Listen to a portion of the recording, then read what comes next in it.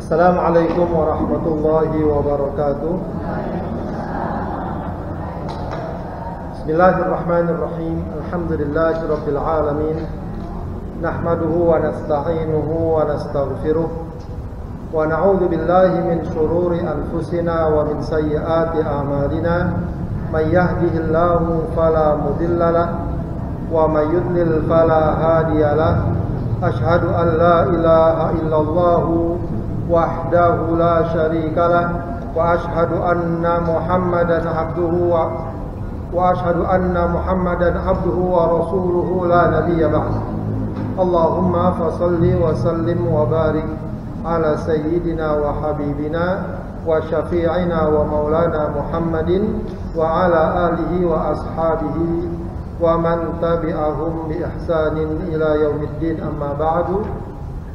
Allahumma inna nas'aluka ilman nafi'a wa rizqan thayyiba wa amalan mutaqabbala.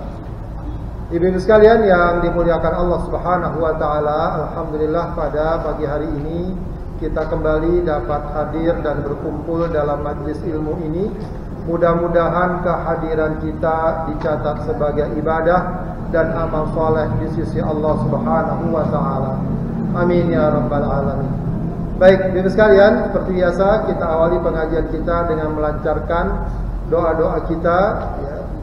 Allahumma inni abduka ibnu abdika ibnu amatika nasiyati biyadik madin fiyya hukmuk adlun fiyya qada'uk as'aluka bikulli ismin huwa laka sammaita bihi nafsak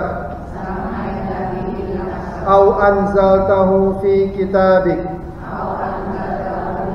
aw 'allamtahu ahadan min khalqik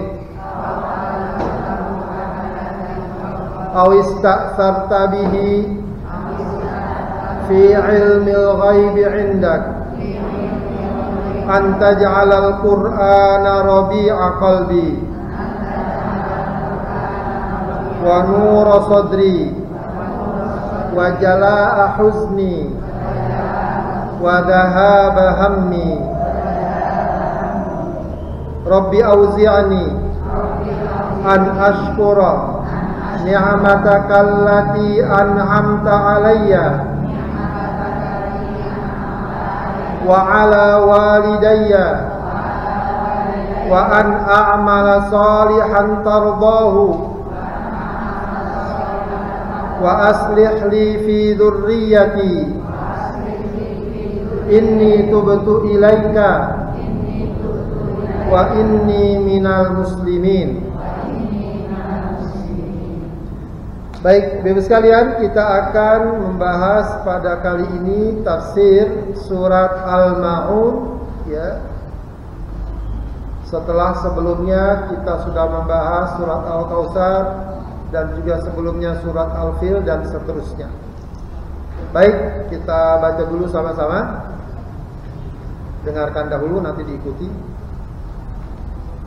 A'udzu billahi minasy syaithanir rajim. A'udzu billahi minasy syaithanir rajim. Bismillahirrahmanirrahim. Bismillahirrahmanirrahim. Ara'aital ladzi yukadzibu bid-din.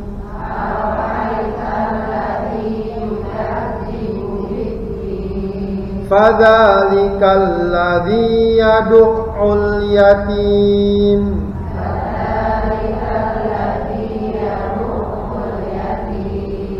wa lā yahuddu 'alā ta'āmil miskin.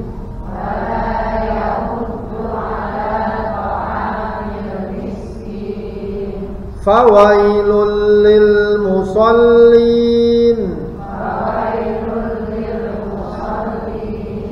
alladzina hum an salatihim sahun. Alladzina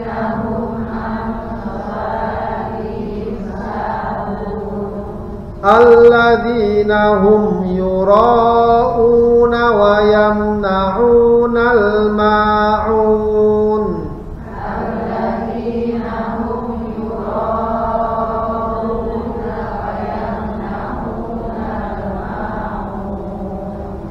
Tadi saya baca kurang panjang ya, yura'un ya.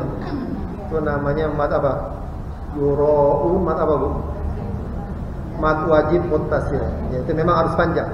Saya ulang lagi. Alladzina hum yura'una wa yamna'unal ma'un.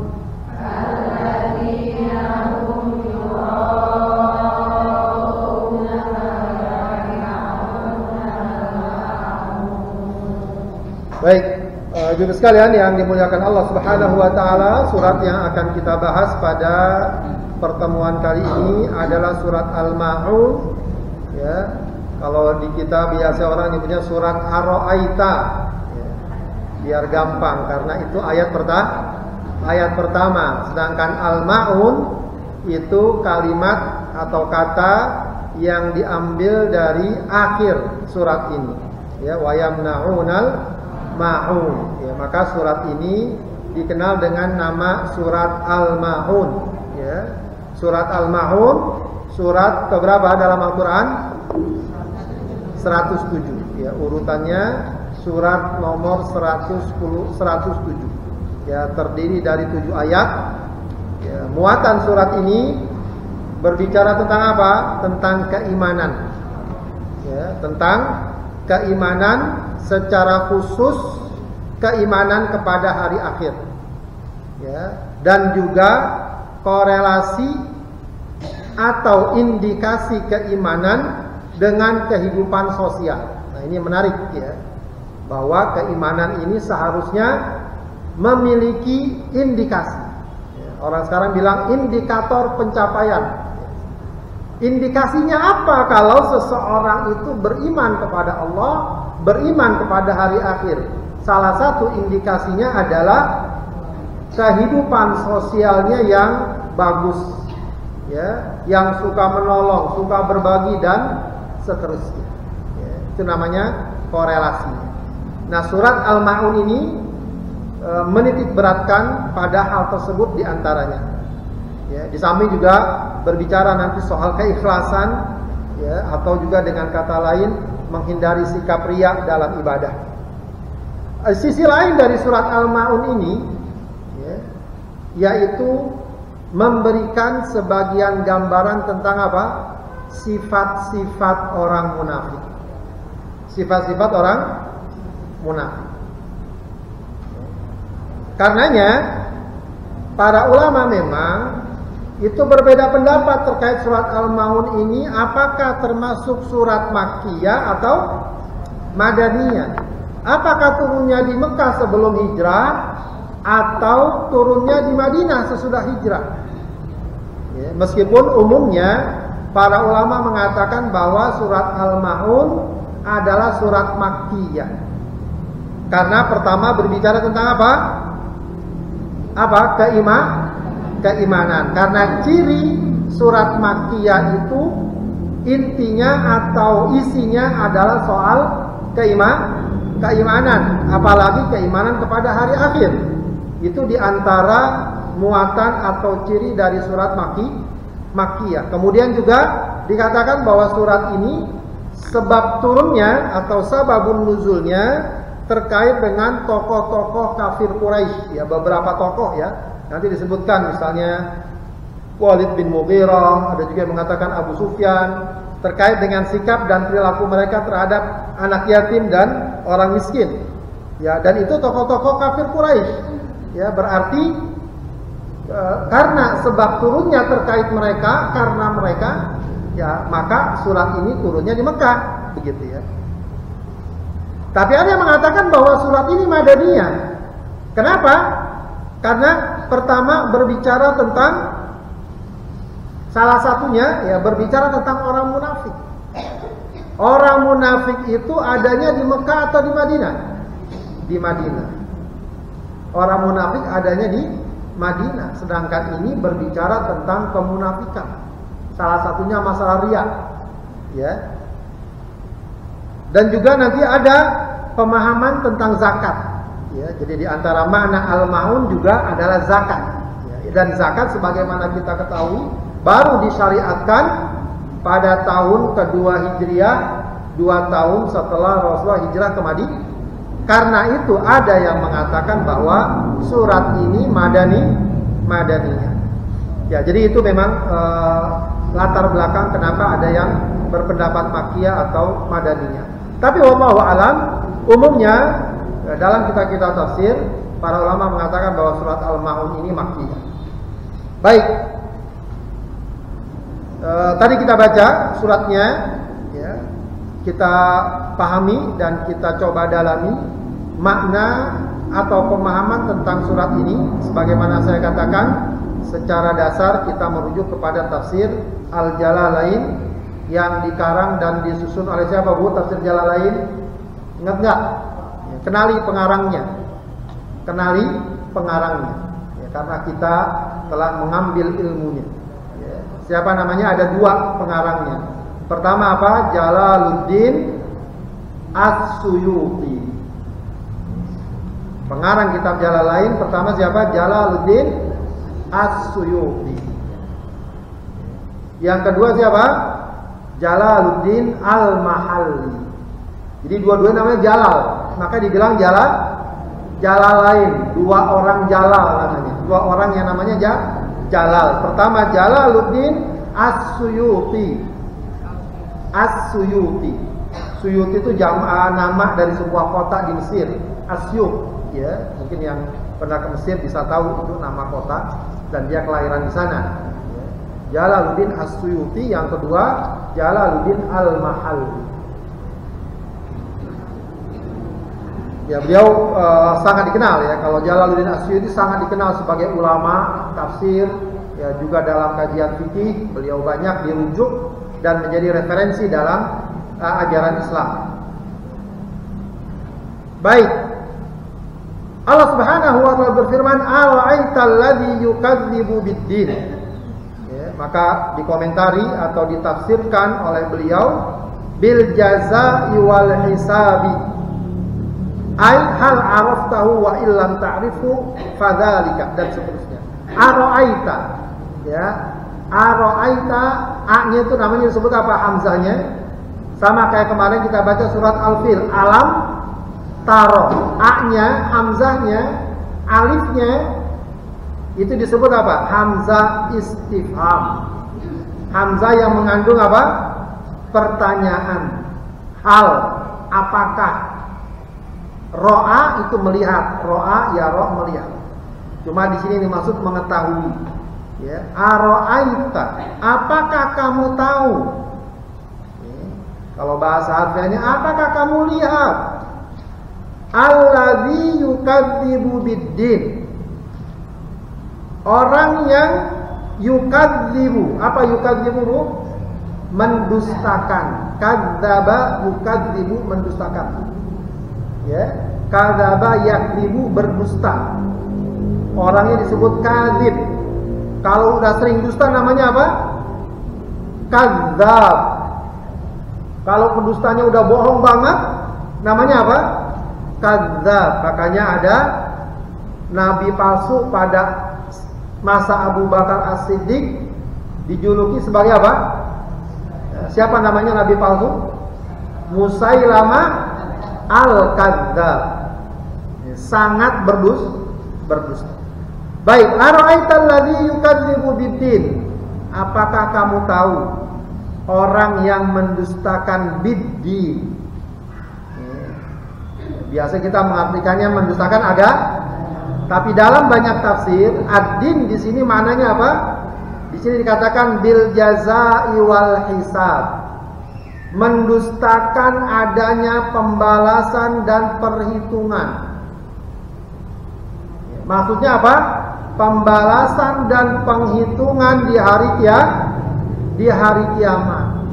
Maka ad-din di sini maknanya secara umum adalah hari kiamat, secara khusus adanya balasan dan perhitungan di hari kiamat. Ada orang-orang orang yang mendustakan hari kiamat. Dan ini tentu merupakan ciri khusus dari orang kafir Quraisy. Mereka itu selain tidak beriman kepada Allah, mereka tidak percaya bahwa akan datang hari kiamat. Itu diantara kekhususan atau ciri khas orang-orang kafir Quraisy. Tidak percaya akan datangnya hari kiamat. Apalagi dibilang ada hari pembalasan, nanti dicatat, segala macam, tidak. Mereka nggak percaya. Meskipun juga tidak terlalu salah kalau memang diartikan mendustakan agama. Kenapa? Mendustakan agama ini maksudnya orang ini disuruh sholat nggak mau, disuruh puasa nggak mau, dan dia menganggap semua itu nonsens. Ya buat apa? Nggak ada pengaruhnya. Ya tidak ada masalah apa-apa. Ya. Tapi orang kalau beriman pada hari kiamat, dia tahu kalau dia tidak sholat nanti akan ditanya oleh Allah, nanti akan dibalas dari akibat perbuatannya. Ara'aital ladzi yukadzibu biddin. Ya, kata penyusun kitab tafsir Jalalain dikatakan hal araftahu. Tahu enggak kamu? Wa illam ta'rifu, kalau kamu enggak tahu, maka ayat berikutnya fadzalikal ladzi yad'ul yatim. Fadzalika bitakdiri huwa ba'dal fa. Jadi perkiraannya fadzalika ay fa huwa dzalikal ladzi yad'ul yatim. Dialah orang yang yad'ul yatim. Yad'ul yatim ay yadfa'uhu bi'unfin an haqqihi. Yaitu dia menolak tidak memberikan hak orang-orang yatim, bahkan dengan cara yang kasar. Udahlah ditolak, anak yatim minta bantuan, minta kemudahan, minta sesuatu yang dapat membantu kehidupannya, ya. Mungkin kali ditolak dengan bahasa halus, ini enggak. Sudah ditolak, seharusnya dia dapatkan, malah dihardik, malah disikapi dengan kasar. Itu alladzi yad'ul yatim. Ya. Jadi fadzalikal ladzi yad'ul yatim, siapa orang yang tidak beriman atau mendustakan hari kiamat atau hari pembalasan, fadzalikal ladzi yad'ul yatim. Dialah orang yang tidak mau memberi atau menolak untuk memberi sesuatu yang sebenarnya menjadi hak anak yatim. Ditolak dengan cara kasar, dengan cara keras. Wala yahuddu ala ta'amil miskin. Wala yahuddu, dan tidak menganjurkan, tidak mengajak, tidak menyeru. Ai nafsahu wala ghairahu, baik buat dirinya atau orang lain. Dirinya tidak didorong untuk membantu orang miskin. Seorang itu kadang-kadang ada rasa malas, ada rasa berat. Tapi kalau seorang punya iman, dia akan dorong sendiri dirinya. Ya memang agak berat, manusiawi. Tapi kita tahu bahwa ini merupakan bukti keimanan kita. Kita tahu kalau kita menolong orang miskin, maka Allah akan ridho dan Allah akan senang. Kalau tidak, Allah akan murka. Bukan hanya dirinya, orang lain pun dia tidak ajak. Sudahlah dia tidak mau berbagi kepada orang miskin, dia tidak ngajak. Kali mungkin ada orang nggak bisa berbagi karena tidak mempunyai sesuatu, tapi paling nggak dia ajak orang, yuk bantu, yuk tolong, dan seterusnya. Mungkin kalau bahasa sekarang, sekarang dengan media sosial, kita ajak orang, kita serukan orang untuk berbuat baik dan semacamnya. Wala yahuddu, ini tidak ala ta'amil miskin, untuk memberi makan kepada orang miskin. Ai it'amahu, tidak ngajak orang juga untuk memberi makan kepada orang miskin.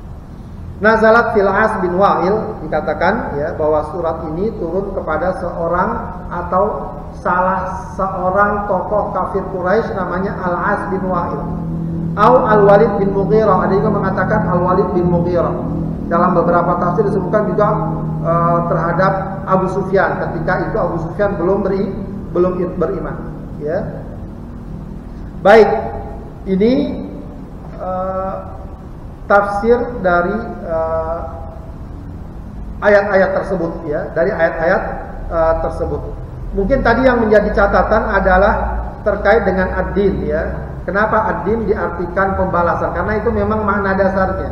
Ada sebuah ungkapan yang sangat terkenal ya, ungkapan hikmah ya, kama tadinu tudan. Sebagaimana kamu berbuat atau memperlakukan orang, begitulah nanti kamu akan diperlakukan. Begitulah nanti kamu akan dibalas. Ya, dalam surat Al-Infitor ayat 17 dan 19 Allah juga jelaskan tentang yaumuddin. Ya, yaumuddin yang diartikan sebagai hari pembalasan. Wa ma adraka ma yaumuddin, tsumma ma adraka ma yaumuddin. Tahukah kamu hari pembalasan? Apakah hari pembalasan itu? Allah katakan yauma la tamliku nafsul li nafsin syai'a wal amru yauma idzil lillah. Hari itu orang tidak bisa menolong orang lain sedikit pun, enggak bisa. Ya, kalau di dunia kita masih bisa nolongin teman kita, nolong tetangga kita, kerabat kita, orang tua kita, anak kita, siapapun. Tapi di hari kiamat tidak. Ya, orang mempertanggungjawabkan sendiri-sendiri amalnya, perbuatannya. Gak bisa lagi diharapkan yang selama ini sering dia minta bantuan siapakah ya, apakah orang, tokoh, golongan, organisasi. Ya, di hari kiamat tidak. Allah katakan yauma la tamliku nafsul li nafsin syai'a wal amru yauma idzil lillah. Segala keputusan dan perkara saat itu di hari kiamat lillah. Ya, lillahnya milik Allah Subhanahu wa taala. Ini yang apa namanya? Yang hendaknya memberikan peringatan bagi kita ya, tentang akan datangnya hari kiamat dengan segala konsekuensi yang terjadi di dalamnya. Baik, kita lanjutkan lagi. Kemudian Allah Subhanahu wa taala berfirman, "Fawailul lil musallin alladzina hum an salatihim sahun." Ya, fawailul lil musallin, maka wail ya, kemarin kita katakan wail itu artinya dari segi bahasa celaka. Ada juga mengatakan wail adalah salah satu nama lembah di neraka Jahannam. Intinya memang ayat ini berisi tentang ancaman. Ancaman kepada siapa? Lil musallin, bagi orang-orang yang sholat. Nah, ini tentu saja ayat ini kalau kita baca secara tersendiri akan memberikan kesimpulan yang salah. Oh, orang sholat kok malah celaka. Sabar dulu ya. Lihat penjelasan berikutnya. Itulah pentingnya nanti para ulama mengatakan dari ayat ini pentingnya kita memahami ayat-ayat Al-Quran juga hadis-hadis Nabi secara utuh dan lengkap agar tidak menimbulkan kesalahpahaman. Sebab kalau cuma sampai di sini saja, fawailul lil musallin, bisa banyak orang yang nggak sholat. Ya, orang lagi mau sholat dibacain ayat ini nggak jadi sholat karena bacanya cuma setengah, cuma sebagian, harusnya dilengkapi lagi. Nah, maka dari sini para ulama mengatakan begitulah ajaran Islam. Kalau dipahami setengah-setengah bisa jadi menyebabkan kesimpulan yang keliru. Nah, kemudian Allah katakan, siapa orang yang sudah sholat kok malah celaka? Allah katakan alladzina hum, yaitu mereka an sholatihim. Ya, perhatikan kata-kata an sholatihim, kata-kata an. Mereka yang terkait atau tentang sholatnya, bukan fi. Ya. Sebab nanti ada pemahaman yang berbeda. Kalau fi maknanya bisa jauh berbeda. Tapi ini an sholatihim, tentang sholatnya. Sahun. Apa buatnya sahun? Ya, tapi dari segi bahasa saha yasku. Apa artinya saha? Ini kalau orang Sunda nih saha eta gitu ya. Saha itu apa? Lupa. Kita kenal namanya sujud, ada namanya sujud apa? Sujud sahwi. Apa sujud sahwi itu? Sujud karena lupa. Ya. Tapi di sini maknanya bukan lupa. Tadi sudah disebutkan. Ya, para ulama mengatakan ghafilun. Sahun artinya ghafilun, lalai. Bagaimana bentuk kelalaiannya? Dijelaskan oleh mufassir di sini, yuakhirunaha an waqtiha. Ya, mereka akhirkan, mereka tunda-tunda hingga keluar waktu. Itu namanya sahun. Ya, disuruh sholat, tar dulu, dikit lagi, tar dulu, tanggung. Akhirnya waktunya habis. Itu gambaran orang-orang yang sahun, orang yang lalai. Ya. Sebab kalau diartikan lupa repot juga, Bu. Ya, kita suka lupa nggak? Suka nggak? Sering. Namanya juga manusia, apalagi banyak urusan. Lagi sholat suka lupa nggak? Suka juga lupa. Ya. Berapa rakaat? Udah baca Fatihah apa belum? Begitu ya. Apalagi yang repot lupanya apa? Tadi udah wudu apa belum? Udah sholat lupa. Tapi perkara lupa itu dalam batas tertentu wajar. Manusiawi. Rasul aja pernah lupa. Pernah nggak Rasul lupa lagi sholat? Pernah nggak? Pernah. Ada riwayat sekali. Rasul pernah lupa sholat asar kalau tidak salah. Habis rakaat kedua tasyahud salam. Lalu dia keluar masjid sebentar. Lalu ada seorang sahabat nemuin, namanya Zulyadain. Ya Rasulullah, sholatnya tadi dikosor apa lupa ya? Gitu ya. Dia tanya dulu. Oh begitu ya. Rasulullah baru ingat. Lalu Rasulullah balik lagi, sempurnakan sholat lagi 2 rakaat. Lupa. Tapi tentu lupa Rasulullah beda sama kita. Kalau kita mah dikit-dikit lupa. Rasulullah tuh lupa juga ada manfaatnya. Jadi ilmu. Ya, akhirnya para ulama mengajarkan kalau kita lupa sholat, keburu salam, diri aja lagi, nggak apa-apa, lanjutkan. Walau sudah ngobrol sedikit, nggak apa-apa, lanjutkan. Kecuali kalau udah keluar jauh, baru dari awal. Ya, baru dari awal. Jadi lupa itu wajar. Ya. Cuma memang lupa kalau terlalu sering jadi dipertanyakan juga, ya. Mungkin kalau sekali-kali, kenapa tadi nggak ngaji? Oh iya lupa, ya. Lupa kalau ini hari Senin pengajian, minggu depan ditanya lagi, lupa lagi. Kalau keseringan jadi aneh juga jadinya. Ya, ya kalau yang namanya lupa itu ya sekali-kali aja, ya. Dan itu manusiawi. Baik, sahun di sini maksudnya apa? Lalai. Ya, lalai itu gambarannya orang kurang peduli, ya, kurang memperhatikan, ya, kurang memprioritaskan. Ya, mestinya kalau seorang muslim udah datang waktu sholat, dia sudah pikirkan, bahkan sebelum udah dia pikirin, ntar gimana sholatnya, bahkan kalau kemana-mana dia pikirkan, ya nanti gimana sholatnya, di mana sholatnya, kapan sholatnya. Kalau ada acara-acara pun dia pikirkan, ini sholatnya gimana nih, ya. Jadi harusnya sudah ada dia pikirkan.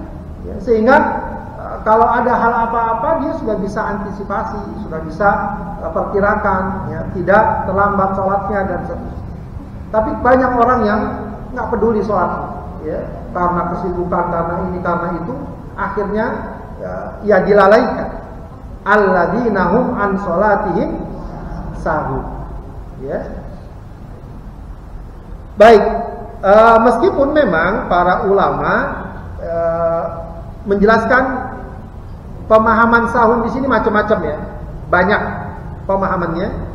Ya, di antaranya adalah dikatakan dari Ibnu Abbas misalnya, dia adalah siapa orang yang lalai salatnya, huwal musallil ladzi in shalla lam yarjulaha thawaban wa in taraka lam yakhsha 'alaiha iqaban. Ya, dikatakan orang yang lalai salatnya siapa? Orang yang kalau sholat dia nggak ngarep pahala, kalau dia meninggalkan sholat dia nggak takut dosa. Jadi ada orang sholat, dia sholat nggak ngarep pahala, sekedarnya aja. Ya, kadang-kadang ada orang sholat karena nggak enak, karena malu, karena apa? Kalau dia nggak sholat dianggap bagaimana? Kalau orang muslim nggak, sholat itu memang mengharap pahala. Dan kalau meninggalkan sholat tidak tenang.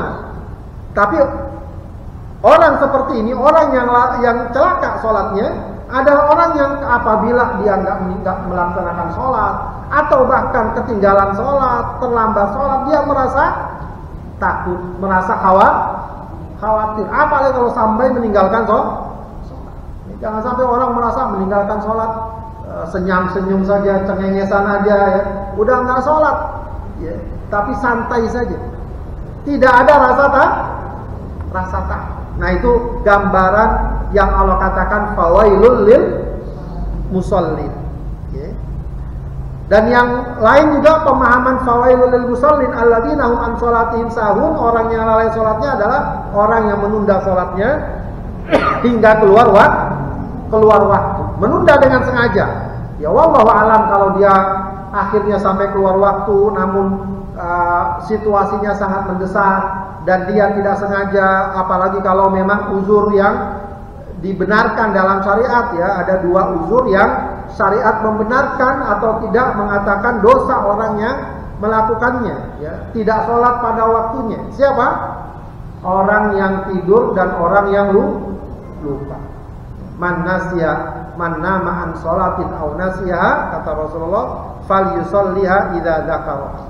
Siapa yang ketiduran ya atau lupa, maka hendaknya dia sholat apabila dia ingat atau dia bangun. Meskipun lagi-lagi kita katakan ini sesuatu yang dapat diterima kalau kadang-kadang terjadi, bukan setiap hari.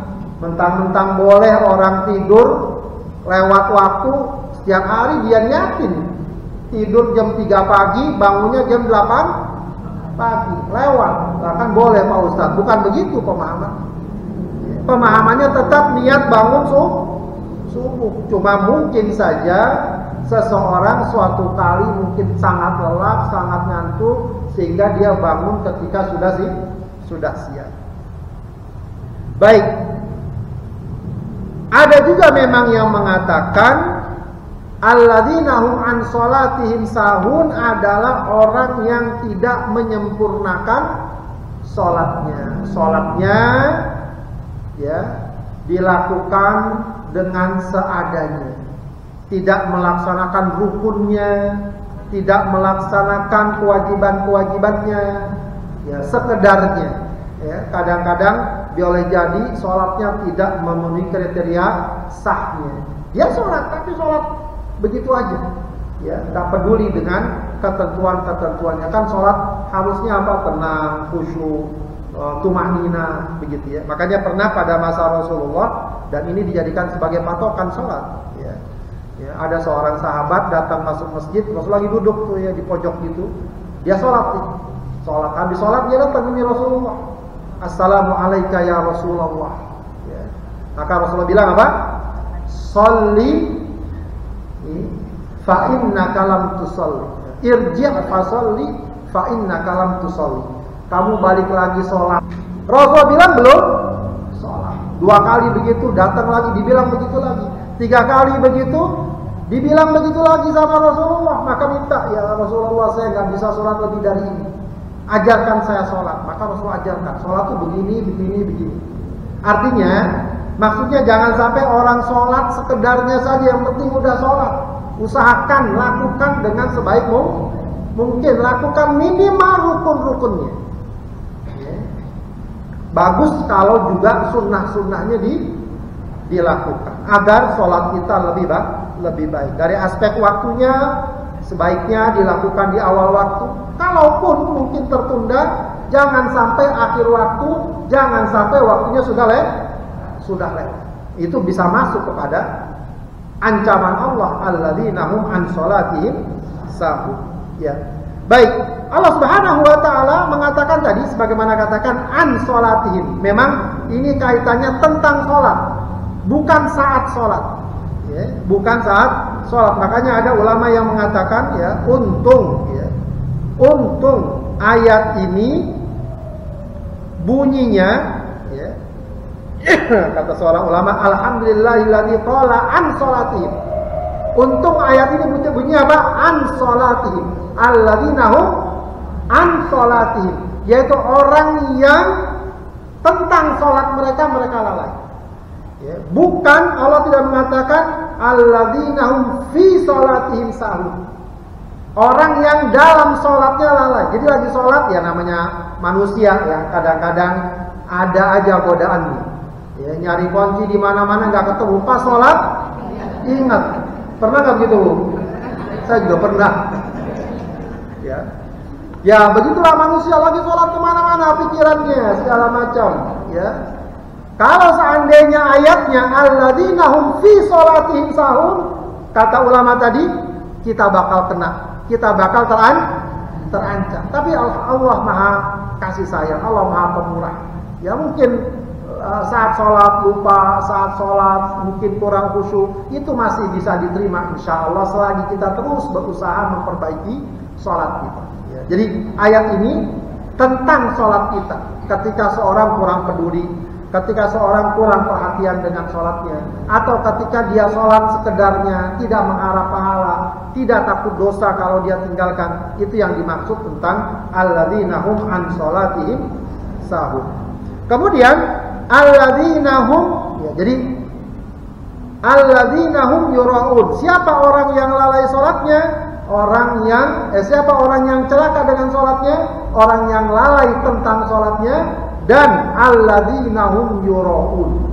Mereka yang, ya kalau bahasa sederhananya, dilihat, ya pengen dilihat, atau bahasa kita yang terkenal adalah mereka yang berbuat atau bersikap riya, baik fis sholati wa ghairiha. Ya, di sini dikatakan alladzina hum yura'un fis sholati wa ghairiha. Mereka yang riya, pengen dilihat, pengen dipuji. Ya. Baik dalam sholat dan lainnya. Baik dalam perkara sholat serta lainnya. Apa saja amal ibadah yang dia lakukan, yang dia inginkan bagaimana dilihat, bagaimana dipuji orang, ya, bagaimana dipuji orang. Dan ini soal hati kita yang harus kita jaga. Ya, jangan sampai kita mudah muncul sikap-sikap perbuatan ibadah kita, ya, yang kita harapkan cuma pujian saja dari Allah. Kita nggak berharap ridho Allah, balasan dari Allah, pahala dari Allah, tidak. Yang kita minta cuma pujian saja. Nah, ini yang harus kita waspadai. Bahkan inilah yang Rasul katakan paling Rasul takutkan terhadap umatnya. Kata Rasul, akhwafu ma akhafu alaikum asyirkul asghar. Yang paling aku takuti dari kalian apa? Syirik kecil. Ketika ditanya apa syirik kecil? Ar-riya. Ya, riya, pengen dilihat. Ya, ini juga salah satu sifat dan tipikal siapa? Orang-orang munafik. Orang-orang munafik. Orang munafik itu apa namanya? Alladzina idza qamu ila sholati qamu kusala. Mereka itu kalau mau sholatnya malas. Tadi juga termasuk sahun, nggak peduli. Dan mereka juga tipikalnya apa? Pengen dilihat. Maunya dilihat. Makanya dikatakan oleh Rasulullah, sholat yang paling tidak disuka oleh orang munafik sholat apa? Sholat apa, Bu? Sholat isya dan sholat subuh, sholat fajar. Kenapa orang munafik tuh paling nggak suka? Maksudnya nggak semangat untuk sholat isya dan sholat subuh. Kalau sholat zuhur, asar, maghrib, ya. Karena zaman dulu nggak seperti sekarang. Kalau sekarang semua kelihatan gampang. Dulu itu nggak ada listrik atau lampu, mungkin kalaupun ada seadanya. Jadi orang kalau sholat isya, sholat subuh tuh nggak tahu kiri kanannya siapa, karena gelap. Ibu pernah nggak mungkin dulu ya, atau bisa ikut camping, terus terjadi kita ikut camping, sholat, nggak ada listrik, nggak ada apa. Ya, kalau camping sekarang sudah ramai juga ya, udah terang. Kalau zaman dulu itu camping bisa gelap, kita sholat subuh, kiri kanan kita nggak ketahuan. Orang munafik itu kalau sholat isya dan sholat subuh, mereka nggak semangat, ya, nggak ada dorongan. Kenapa? Karena orang kalau dia nggak sholat nggak ketahuan, tidak ketahuan. Jadi tambah malas aja dia. Dia baru semangat kalau kelihatan. Ya, zuhur, asar kan kelihatan, dia sholat. Kalau isya dan subuh dia masa nggak sholat bersama Rasulullah SAW. Begitu ya. Kenapa? Karena tipikalnya adalah pengen dilihat. Ya. Nah ini juga tentu sesuatu yang kita harus latih diri kita, ya. Sholat kita, ibadah kita niatkan semata ingin mendapat ridho Allah. Mau dilihat, mau tidak dilihat, mau dipuji atau tidak dipuji, tidak masalah. Bukan patokan. Akan tapi tentu saja, kalau ibadah kita dilihat orang atau bahkan dipuji orang, ya jangan kemudian kita katakan, oh berarti sholat saya ria. Tidak. Yang penting hatinya kita jaga. Ini yang berat memang kadang-kadang. Awalnya sih kita ikhlas, tiba-tiba ada yang muji, besoknya ketagihan, minta lagi ada yang muji, pengen nambah. Nah ini yang repot. Karena makanya ada sering dikisahkan kalau dalam kisah-kisah para ulama, ada orang yang lagi sholat, bagus dia sholatnya khusyuk begitu ya, tenang dia sholat. Rupanya di sana di pojokan ada yang memberikan komentar, Masya Allah itu orang sholatnya cakep banget, gitu ya. Orang tadi ini awalnya mungkin dia ikhlas, ketika ada yang berkomentar begitu, ya setan menggodanya, tuh ada yang muji tuh. Maka selesai salam, dia datangnya orang tadi. Ya, selain sholatnya begitu, saya juga udah puasa Pak hari ini, gitu. Jadi pengen nambah lagi pujiannya. Ya, jadi kalau dipuji nggak apa-apa, asal kita menjaga hati, menjaga diri kita. Baik. Fawailul lil musallin alladzina hum an salatihim sahun alladzina hum yura'un. Ya. Ini semua terancam orang-orang seperti ini. Ya.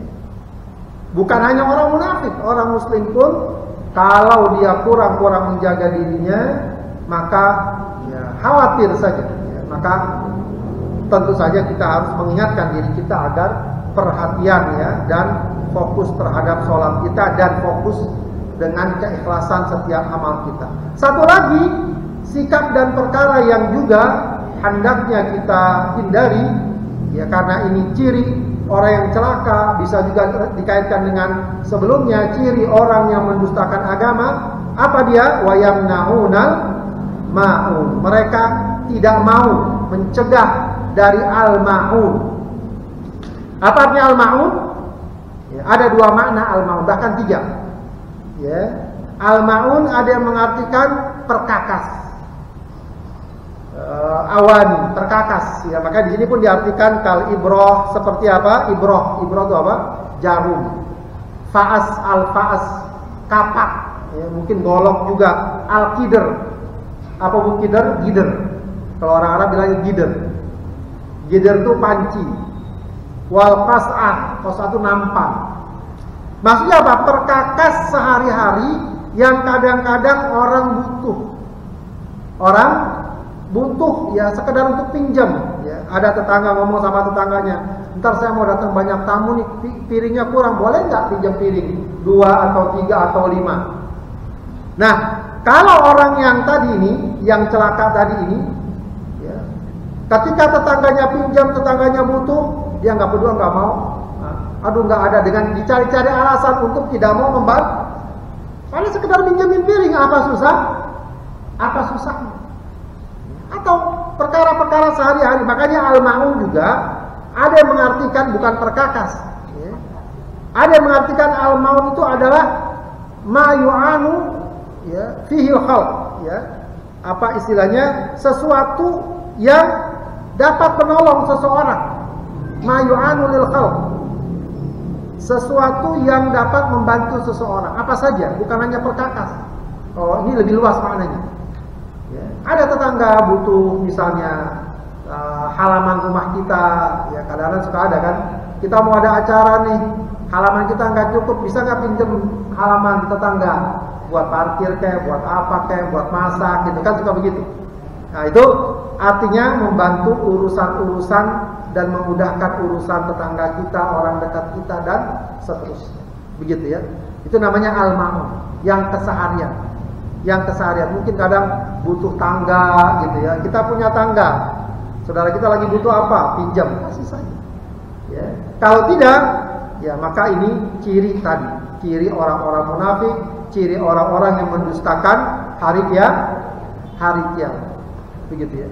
Ada juga mengatakan wa yamna'un al-ma'un. Al-ma'un yang dimaksud al-ma'un di sini adalah zakat. Dia tidak mengeluarkan zakat. Jadi kesemua makna itu semuanya bisa diambil, ya, karena walaupun berbeda-beda namun substansinya sama. Dia tidak mau memberi, dia tidak suka berbagi, baik yang kecil-kecil ya ataupun perkara-perkara besar seperti zakat. Maksudnya adalah jangan sampai kita bersikap dan punya perilaku ya atau perbuatan seperti itu. Terkait zakat kita, kalau memang sudah waktunya kita keluarkan, harus kita keluarkan. Walaupun tidak ditagih, walaupun tidak diancam hukum, ya, maka itu sudah kewajiban dari Allah. Kita punya simpanan di bank, simpanan kita ada 100 juta, tahun depan masih ada 100 juta, itu wajib dizakatkan, wajib dikeluarkan zakatnya. Kecuali kita sekarang dapat nih 100 juta, ya, namanya orang biasanya ya, kalau banyak duit ada aja pengeluarannya. Tahun depan udah nggak ada 100 juta, tinggal 50 juta. Tidak wajib zakat. Karena apa tidak wajib zakat? Apa syarat wajib zakat, Bu? Mencapai nisab. Udah setahun Mas mencapai nisab. Berapa nisab zakat, Bu? Seukuran berapa? 85 gram emas. Seukuran 85 gram emas. Tersimpan setahun. Berapa 85 gram emas sekarang? 1 gramnya berapa, Bu? Yang biasa beli emas. Kalau yang nggak biasa, entar dulu, jangan ngomong dulu yang biasa dulu. Yang biasa berapa? Berapa segramnya? 900-an. Berarti kalau 85 gram emas, ya kisarannya sekitar 80 juta. Ya, jadi punya duit 80 juta. Oh, kapan maksudnya punya 80 juta? Bulan Muharram. Nanti bulan Muharram tahun depan cek lagi. Kalau masih 80 juta atau bahkan lebih, keluarkan 2,5%. Nah, itu namanya zakat yang harus kita keluarkan. Baik, Ibu sekalian yang dimuliakan Allah Subhanahu wa taala, demikian penafsiran surat Al-Ma'un ini ya, dan beberapa poin yang penting untuk kita pahami. Pertama adalah bahwa keimanan seharusnya memberikan pengaruh bagi kehidupan sosial. Jadi iman kita kepada Allah jangan cuma sekedar kita andalkan, udah saya beriman pada Allah selesai, saya beribadah selesai, tapi kehidupan sosial kita tidak bagus, kehidupan bermasyarakat kita tidak bagus. Ya, di antara bentuknya apa? Tidak mau berbagi, tidak mau menolong, ya, tidak mau ya memberikan kemudahan orang-orang yang mendapatkan kesulitan.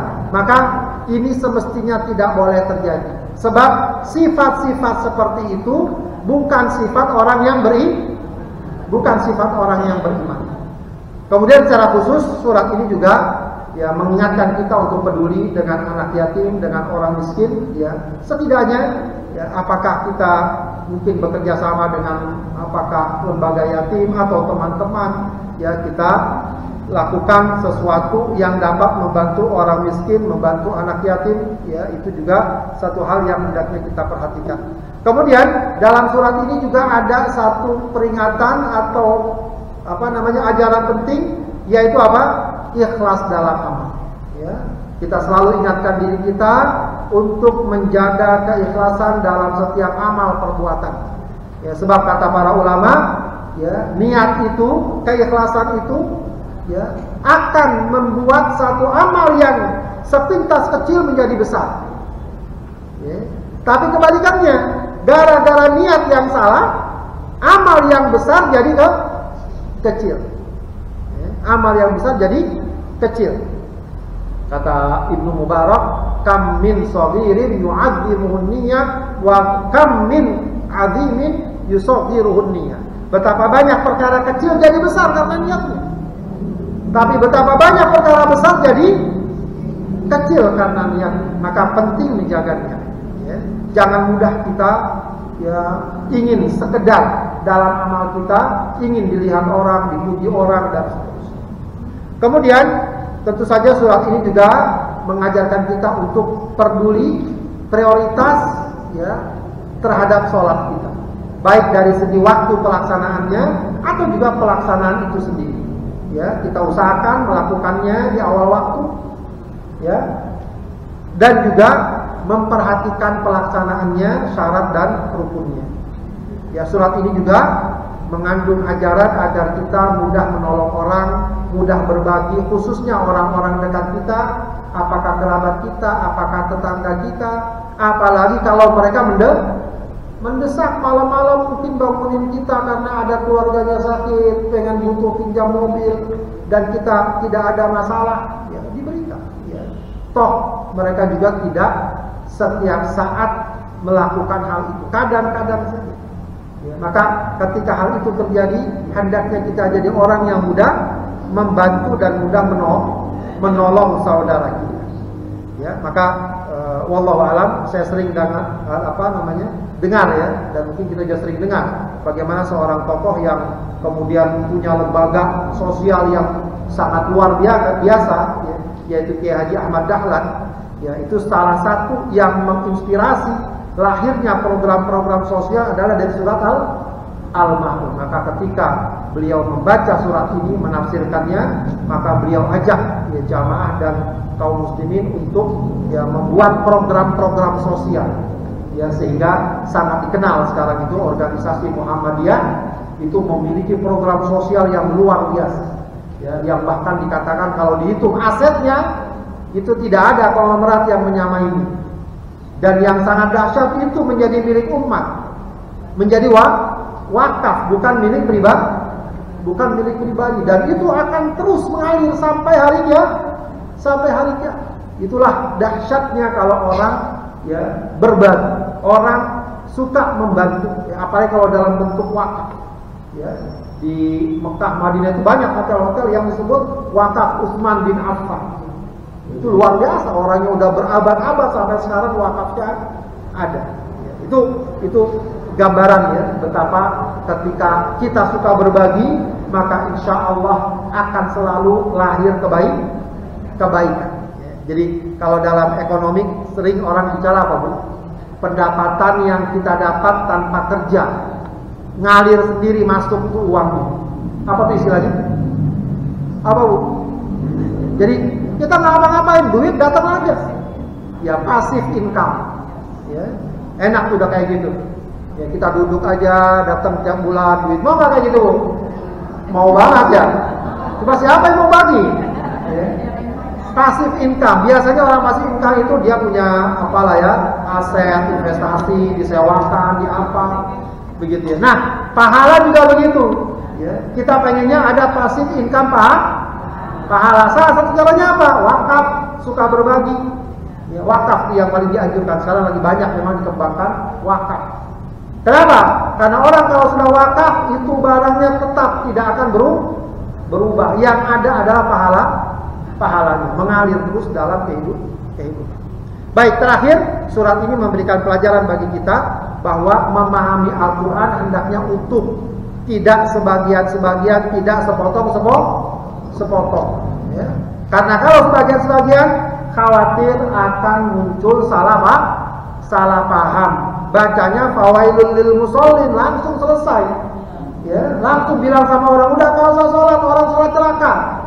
Ya, itu juga para ulama atau para kiai banyak yang memberikan satu pemahaman. Makanya kalau ngaji jangan setengah-setengah, baru ngaji sekali udah berhenti, lalu ngomong kemana-mana, akhirnya salah. Ngaji terus pelan-pelan, sedikit demi sedikit, lama-lama insya Allah Allah berikan kita pemahaman yang baik. Baik, ibu sekalian yang dimuliakan Allah Subhanahu wa taala, demikian pelajaran kita terkait dengan surat Al-Ma'un. Mudah-mudahan dapat memberikan pelajaran bagi kita dan jadi pegangan serta pedoman kehidupan kita sehari-hari. Sampai di sini barangkali kalau ada yang mau ditanyakan silakan. Silakan. Ada speakernya.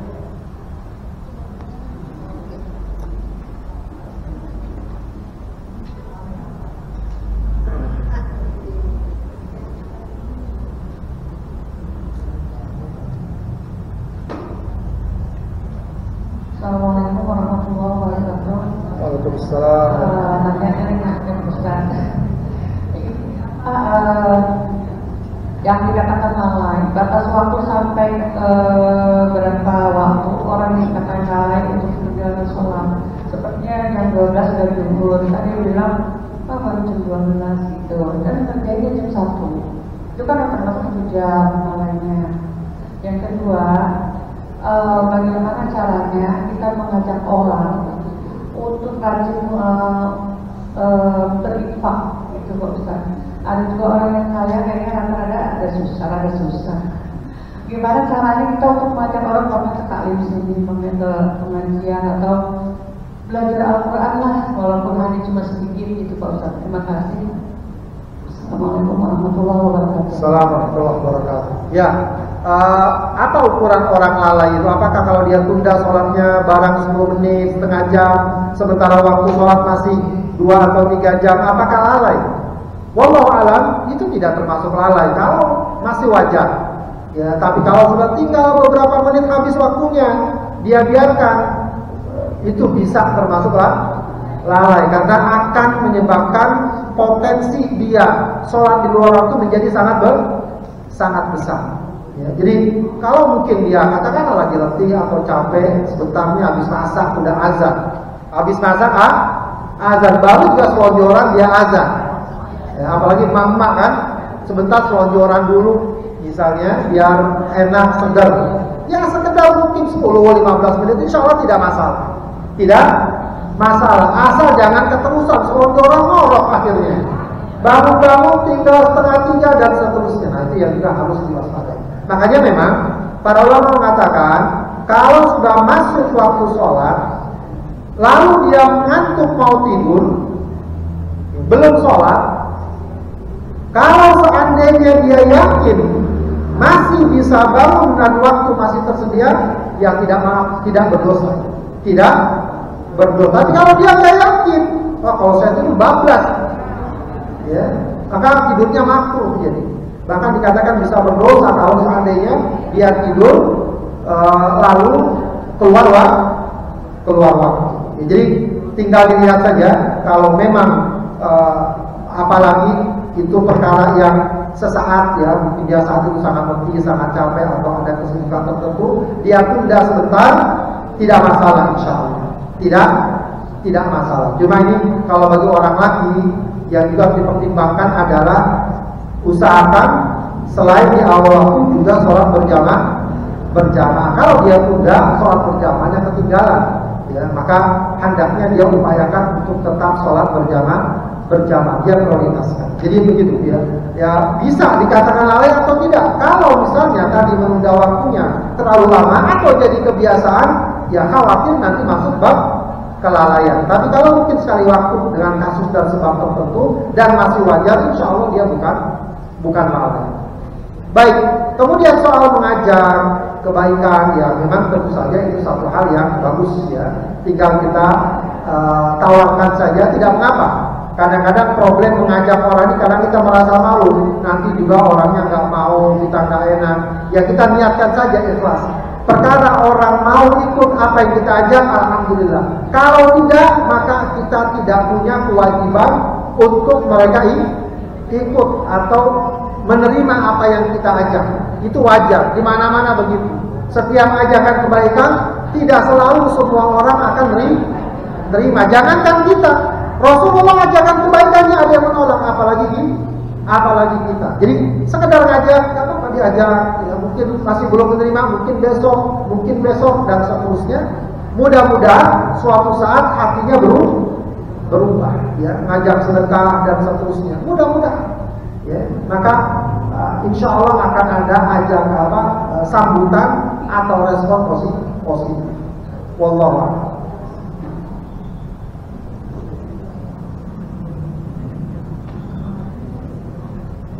Silakan. Assalamualaikum warahmatullahi wabarakatuh. Assalamualaikum. Pak Ustaz, saya mau tanya mengenai sholat. Sholat itu kan harus khusyuk Pak Ustaz, dan sholat itu tidak boleh terburu-buru. Ini untuk saya ya Pak Ustaz, saya kalau sholat misalnya pelan-pelan itu kadang-kadang justru nggak konsen, takut makanya nggak konsen Pak Ustaz, jadi saya sedikit lebih cepat gitu. Tapi saya dapat membayangkan saya baca surat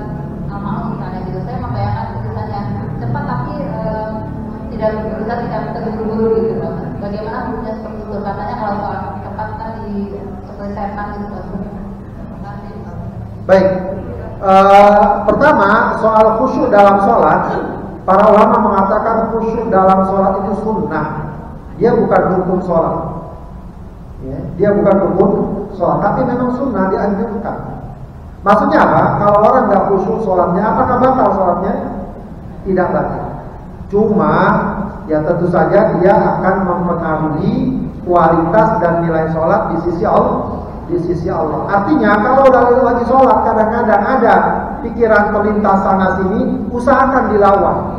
Ya, jangan malah keasikan. Lagi sholat pikirin teman-teman reunian, terus aja dia bayangin lagi sholat. Ya, harusnya kalau lagi sholat singkirkan dulu. Ya, kita kembali lagi, fokus lagi. Nanti datang lagi, memang begitu. Ya, bahkan dalam satu riwayat sampai ada jin itu tugasnya khusus untuk itu. Namanya apa di sini tuh? Jin itu yang mengganggu orang sholat. Khanzab, ya. Namanya khanzab. Kayak hati-hati namain anak, oh cakepnya khanzab. Itu nama jin yang mengganggu sholat. Ya, nah, itu khusus. Makanya seringkali ya tadi, ya, seringkali orang justru ingat sesuatu di sholatnya, karena memang digoda. Ya, nah, yang paling penting bagi kita melawan itu. Ya, datang godaan, datang lintasan pikiran, balik lagi. Ya, kita fokuskan lagi. Begitu seterusnya. Kalau ada upaya itu, maka insya Allah kita diterima sholat kita dan baik nilainya di sisi Allah. Mengenai cepat atau tidak, itu relatif tentu saja. Tentu saja cepat yang tidak boleh adalah cepat yang dapat merusak rukun sholat, khususnya tumak-nina. Karena menurut pendapat para ulama, tumak-nina itu rukun, harus ya dipenuhi. Bagaimana tumak-nina itu? Tumak-nina itu ketika seseorang ya mendapatkan waktu sesaat dalam posisi sempurna. Itu tumak-nina. Jadi sedikit saja. Jadi ketika dia ruku dulu, diam sejenak, nah itu tumak-nina. Ya, bukan kemudian ya baru dia ruku langsung bangun, nah itu kata tumak-nina. Diam dulu diri sebentar. Walau sekian detik, nggak apa, baru sebentar. Itu minimal. Tentu kalau lebih lama kita baca zikirnya lebih pelan, menghayati, itu lebih baik. Lebih baik. Ya, jadi cepat atau tidak kadang-kadang relatif. Kita mungkin baca Al-Quran cepat, nggak apa-apa asal makhorijul hurufnya dibaca dengan baik. Ya, apalagi kalau buru-buru memang nggak apa-apa. Ya, tidak apa-apa. Cuma wallahu alam, kalau ibu bilang saya kalau sholat cepat lebih khusyuk ketimbang sholat lama, perlu dilatih lagi. Ya, sebab sholat lebih lama ya tentu lebih bagus kalau memang kita luang, baca aturannya panjang dan seterusnya. Ya, jadi tidak mengapa secara umum, ya, cuma kita perlu melatih sedikit demi sedikit sholat kita tuh lebih lama. Sholat kita lebih lama, ya. Apalagi maaf ya ibu kan tidak sholat jamaah di masjid misalnya. Jadi tergantung kita sendiri. Ya, kalau di masjid kan lama enggaknya tergantung imam. Kalau kita ya tinggal kita sendiri, ya mungkin bisa ditambah dengan hafalan yang bertambah dan seterusnya. Ya, wallahu a'lam bishawab. Silakan. Assalamualaikum warahmatullahi wabarakatuh. Waalaikumsalam. Penjelasan tentang zakat yang tadi disinggung, zakat untuk emas ya. Kalau kita mempunyai emas ini kan ada, misalnya sudah misalnya nisab 85 gram, itu termasuk yang perhiasan kita pakai sehari-hari atau yang sifatnya misalnya logam mulia atau ya. Itu termasuk enggak? Kemudian cara menghitungnya seperti apa? Karena masing-masing kadarnya kan beda, itu biasanya berpengaruh dengan harga. Kemudian yang kedua, itu dikenakan setiap tahun atau sekali saja? Yang ketiga, satu lagi Ustaz terkait income pasif tadi, itu sama dengan zakat profesi nggak? Harus dikenakan 2,5% setiap itu? Ya. Terima kasih.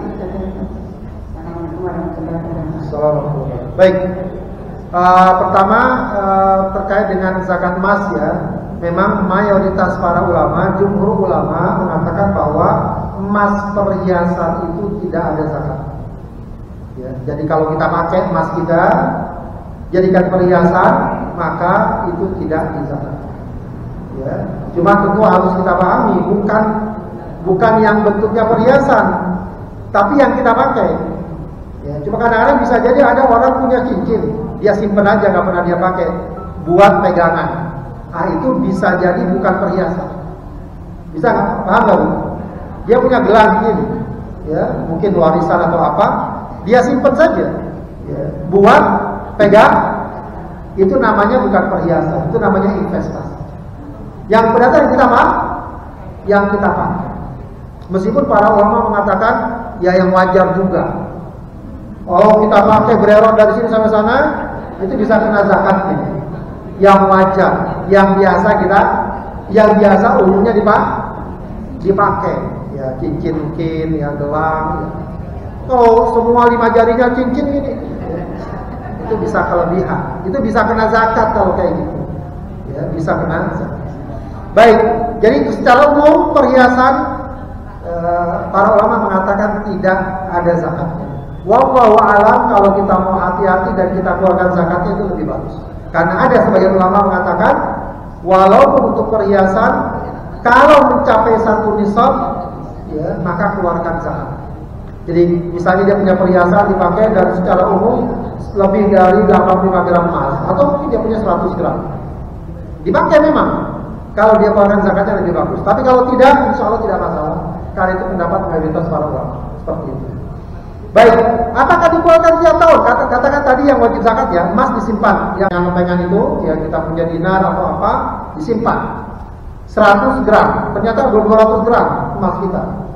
Datang perputaran tahun, keluarin 2,5%. Nanti datang lagi tahun depan, keluarin lagi, begitu. Jadi keluar terus. Ya, makanya memang harusnya zakat emas itu juga harusnya diputar agar dia bertambah. Ya, salah satu hikmah zakat adalah agar harta itu diputar. Sebab kalau tidak diputar dia akan terkena zakat setiap tahun.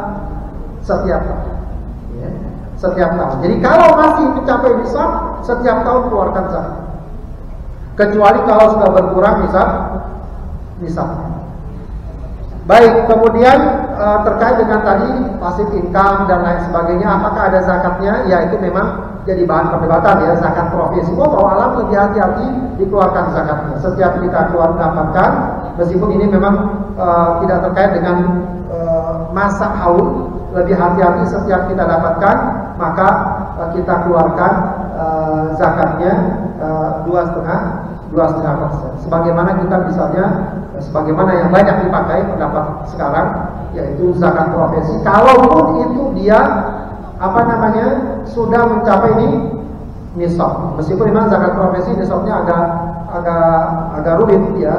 Ada yang mengatakan nilai 85 gram emas, katakanlah 80 juta dibagi 12 bulan, 12. Kalau dibagi itu mencapai itu gaji seorang atau pendapat seorang dan sudah dikeluarkan untuk kebutuhan dasar, maka dia terkena kewajiban zakat profesi. Begitu ya, terkena kewajiban zakat profesi. Katakanlah sekitar 7 atau 6 juta. Ya, itu minimal. Ya, misalnya gajinya 20 juta, dipotong-potong-potong, kalau diperkirakan masih ada 10 juta. Nah, 10 juta itu di atas batas nisabnya, maka bisa dikeluarkan 2,5%. Begitu. Wallahu a'lam. Cara penghitungan ini tadi yang emas tadi kan kadarnya beda-beda. Kadarnya beda, ambil secara umum saja, nggak masalah. Ya, nggak masalah. Misalnya 24 karat, yang 23 karat nggak apa-apa. Diambil saja, berarti 2,5% dari yang 23 karat itu. Misalnya 21 ya, 21 karat, ada 24 karat. Diambil aja secara umum, 2,5%, 2,5 gramnya lah kalau dia bentuknya emas. Tidak.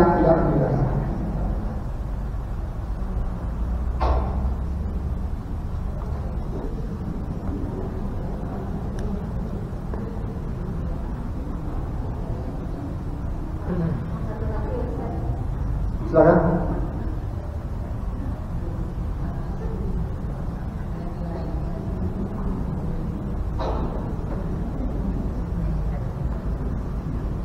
Assalamualaikum warahmatullahi wabarakatuh. Assalamualaikum.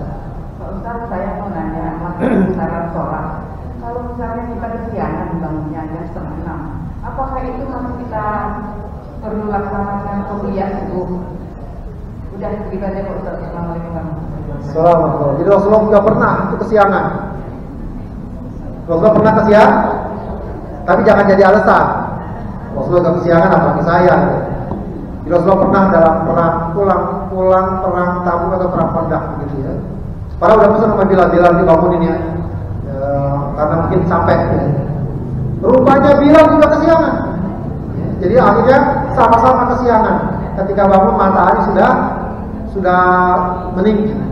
Maka Rasulullah perintahkan para sahabat sholat dan juga sholat qobliyah. Jadi kalau kita kesiangan, sholat qobliyah juga tetap sunnah dilakukan kalau kita mau lakukan. Jadi kalau kita tidur bangun siang, ya sudah lewat waktunya, maka dan itu ada qobliyah, kita lakukan qobliyahnya lalu kita sholat subuh. Lain halnya kalau kita bangunnya udah mepet. Ya, tadi 5:30 ya. 5:30 sekarang udah suruh ya, sudah. Katakanlah misalnya jam 5:04. Masih ada waktu subuh? Masih ada. Ya, sekarang suruhnya sekitar jam 5 ya 28 gitu ya. 29. Masih ada waktu subuh. Kalau kita sholat sunnah dulu bisa habis waktu subuh. Maka sholat sunnahnya jangan, sholat subuh saja. Kalau sudah tapi kalau udah kadung keluar, bangunnya jam 7, udah siang. Kalau kita mau sholat qobliyah bagus, sholat qobliyah dulu baru sholat subuh. Ya. Tidak pernah. Rasulullah pernah melakukan hal tersebut. Wallahu a'lam. Insyaallah syukur. Baik, Bapak sekalian yang dimuliakan Allah, kita akhiri pertemuan kita. Terlebih dahulu kita baca Al Quran. Allahumma arhamna bil Quran waj'alhu lana imaman wa nuran wa hudan wa rahmah. Allahumma dhakkirna minhu ma nasina wa 'allimna minhu ma jahilna warzuqna tilawatahu ana al-laili wa atrafan nahar waj'alhu lana hujjatan ya rabbal alamin. Astaghfirullahaladzim. حمدا يوافي نعمه ويكافئ مزيده يا ربنا وإلهنا لك الحمد ولك الشكر كما ينبغي لجلال وجهك وعظيم سلطانك. اللهم صل على سيدنا محمد وعلى آل سيدنا محمد. اللهم إنا نسألك بأن لك الحمد لا إله إلا أنت المنان بديع السماوات والأرض يا ذا الجلال والإكرام. اللهم إنا نسألك بأننا نشهد أنك أنت الله لا إله إلا أنت الأحد الصمد الذي لم يلد ولم يولد ولم يكن له كفوا أحد. ربنا تقبل منا إنك أنت السميع العليم وتب علينا إنك أنت التواب الرحيم. اللهم اجعلنا وأهلنا وذريتنا من أهل القرآن أهلك وخاصتك يا رب العالمين. اللهم اجعلنا ممن قرأ القرآن اللهم اجعلنا ممن قرأ القرآن واجعل القرآن شفيعا لنا واجعل القرآن حجة لنا لا حجة علينا. ربنا اغفر لنا ولوالدينا وارحمهما كما ربيانا صغارا. ربنا هب لنا من أزواجنا وذرياتنا قرة أعين واجعلنا للمتقين إماما. اللهم اشف مرضانا وارحم موتانا. اللهم اشف مرضانا وارحم موتانا. اللهم انصر إخواننا المسلمين في فلسطين. اللهم انصرهم على اليهود الغاصبين. اللهم انصرهم على اليهود الغاصبين. اللهم عليك باليهود فإنهم لا يعجزونك. اللهم شتت شملهم وفرق جمعهم ومزقهم كل ممزق يا رب العالمين. ربنا آتنا في الدنيا حسنة وفي الآخرة حسنة وقنا عذاب النار. سبحان ربك رب العزة عما يصفون وسلام على المرسلين والحمد لله رب العالمين. السلام عليكم ورحمة الله.